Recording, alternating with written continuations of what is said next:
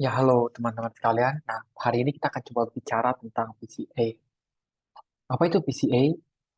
PCA itu adalah Principal Component Analysis. Jadi, sebelum kita bicara lebih lanjut tentang PCA itu apa, coba kita lihat salah satu contoh di sini ya. Jadi, misalnya kita ada data nih, data isinya tipe-tipe bunga dari berbagai macam parameter satu features, yaitu sepal length, sepal width, petrol length, dan juga petal width. Ya. Nah, jadi kalau misalnya sepal length-nya sekian, width-nya sekian, length-nya sekian, width-nya sekian, pada saat kita lihat sampel, ya ternyata dia adalah persentase. Lalu jika misalnya sepal length-nya sekian, sepal width-nya sekian, uh, petal length-nya sekian, dan petal width-nya sekian, itu adalah tipe bunga ini.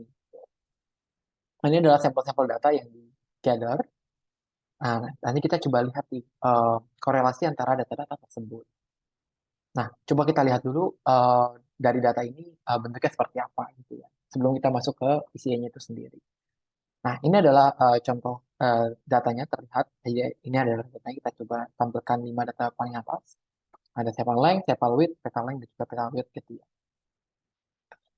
Nah, dari data-data ini kita coba eh, plotkan nih. Kita coba lihat parameter datanya antara data satu dan juga data lainnya itu kayak gimana sih caranya mereka mensegregasi bunganya gitu ya.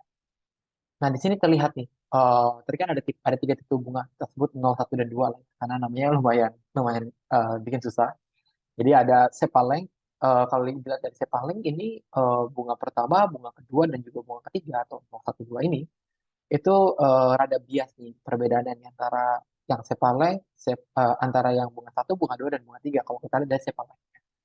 Nah, kalau dari sepal width-nya itu juga sama. Ternyata bunga 0, 1, dan 2 ini itu nggak begitu terlihat nih bedanya antara bunga satu, bunga 2, dan bunga 3. Bisa kelihatan di sini ternyata kalau sepal width-nya berapa, lalu juga berapa jumlah datanya, nanti data itu akan dilihat ternyata warna biru dan warna orange dan juga warna hijau saling bertabrakan. Sama juga dengan yang di sepal.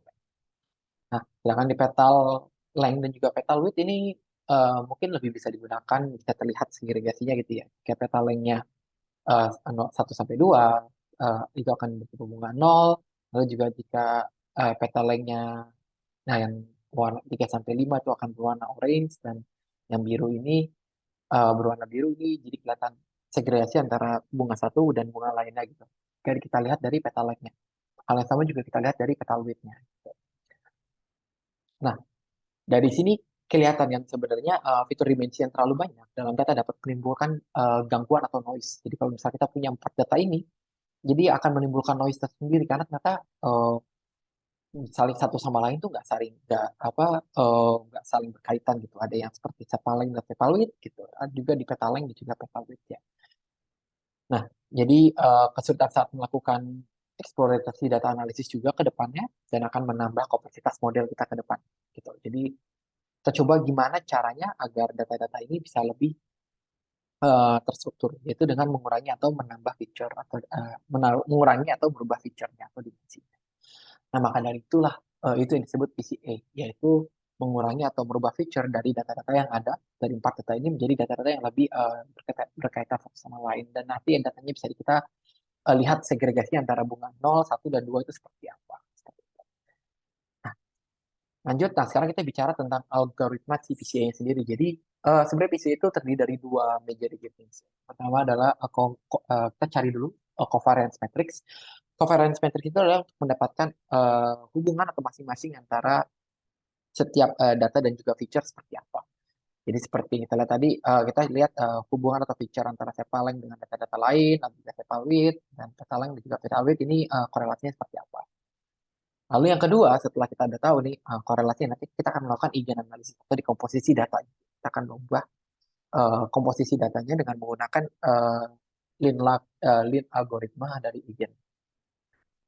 Nah, tapi sebelum melakukan dua hal itu, kita harus menormalisasi datanya. Bisa dengan cara mengurangi data dengan ya atau melakukan normalisasi gitu ya.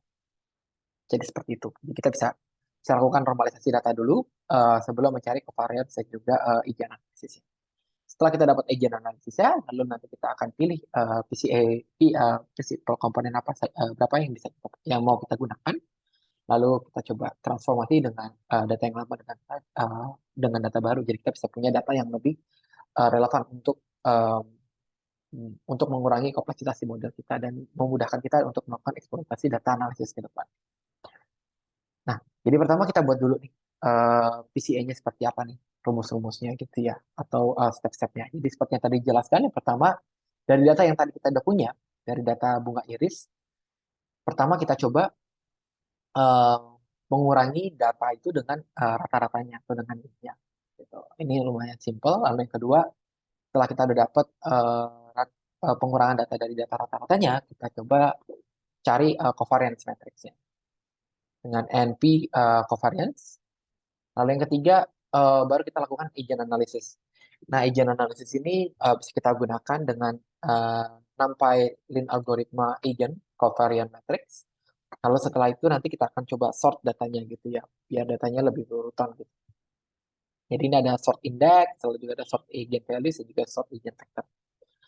Nah, setelah kita lakukan ini, yang keempat adalah kita pilih berapa PCA yang mau kita gunakan gitu.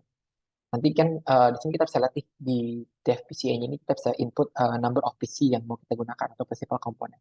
Bisa satu, bisa dua, bisa tiga, bisa empat gitu ya. Kita lihat nanti di bawah.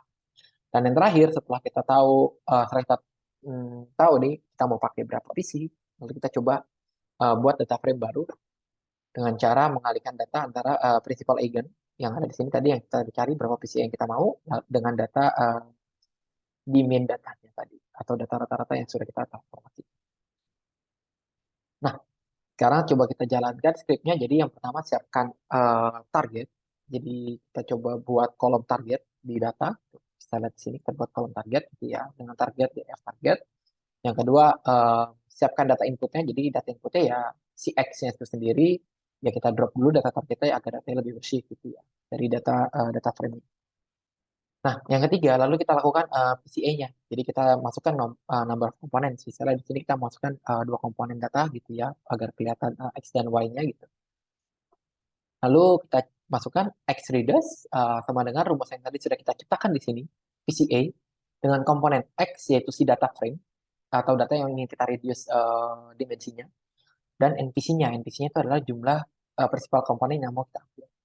Jadi kita input di sini datanya tadi X yang sudah kita eh, data yang standar tadi, tapi cuma kita drop kolom targetnya saja, dan juga number of components-nya. Number of components jadi kita tentukan dua. Setelah dapat itu, baru nanti kita akan merge datanya. Jadi kita ada punya nih principal DF, nanti akan kita temukan dengan data frame, kita masukkan XRedas, dan kita coba combine data kolomnya tadi dengan principal datanya dengan data target. Lalu kita print datanya, kita lihat principal DF headnya seperti apa. Lalu kita run.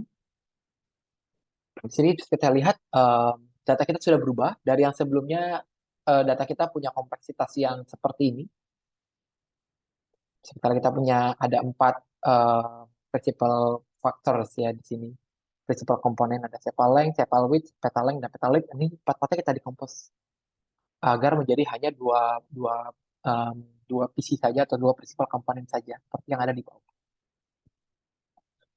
Jadi kalau misalnya piece-nya 1, piece-nya 2 itu datanya apa, lalu kalau misalnya ini 2,7, 0,77 itu namanya apa. Jadi kita coba decomposite data yang tadinya ada 4 komponen, kita standarkan menjadi 2. Nah, nanti pada saat kita coba plotting datanya, nah hasilnya akan seperti ini.